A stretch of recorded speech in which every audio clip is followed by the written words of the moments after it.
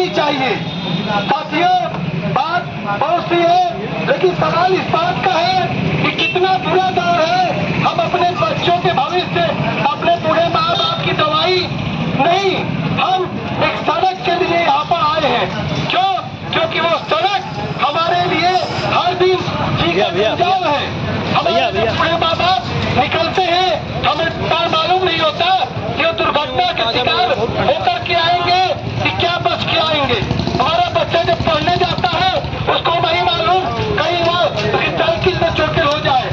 मामला इस बात का है कि ये जो सड़क है, इस सड़क को लेकर आप देख लीजिए कि अगर इस बात को लेकर है कि सरकार के पास पैसा नहीं है, सरकार के पास पैसा नहीं है, हम पूछना चाहते हैं कि आपके बगल में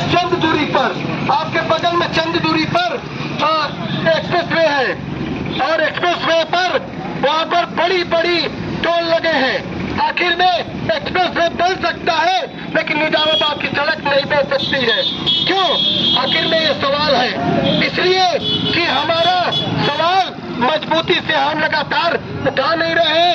दूसरा कि हमने इस बात को कहा है कि आज हमने कहा है कि सड़क के लिए सड़क पर उतरे।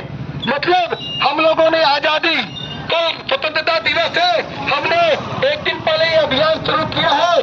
हमको इस खस्ताहाल जर्जर सड़क से हमको आजादी चाहिए। ये सवाल इसलिए महत्वपूर्ण है क्योंकि तमाम सड़कें बन गई। हम लोग जिस सड़क के किनारे बैठे हैं, ये एक ऐतिहासिक सड़क है।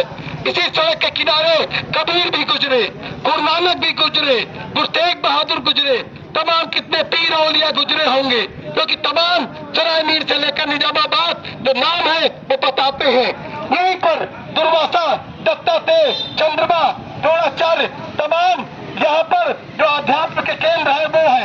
लेकिन उससे जो छूती सड़क है, जो यहाँ की जीवन रेखा है, उस सड़क की हाल आप देख सकते हैं कि यहाँ पर इस सड़क में अगर हम बगल में चक्रवर्ती भैया अगर बगल में खड़े रहे, परवेज भाई बगल में खड़े रहे और हम सलाम करना चाहे, नमस्ते करना चाहे, तो गाड़ी स्लिप कर सकती है और हमारा एक्सीडेंट हो सकता है।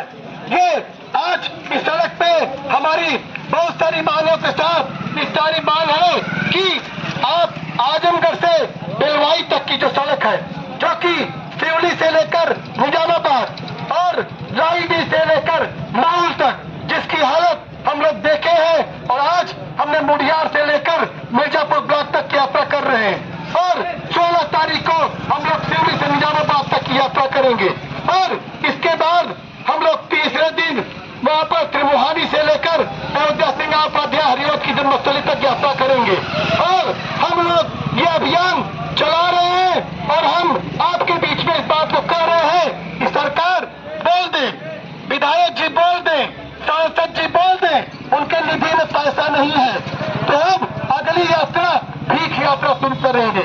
अगली यात्रा भीख यात्रा शुरू करेंगे जब सरकार के पास पैसा नहीं है, विधायक निधि में पैसा नहीं है, सांसद निधि में पैसा नहीं है, तो इस इलाके के लोग क्या करेंगे।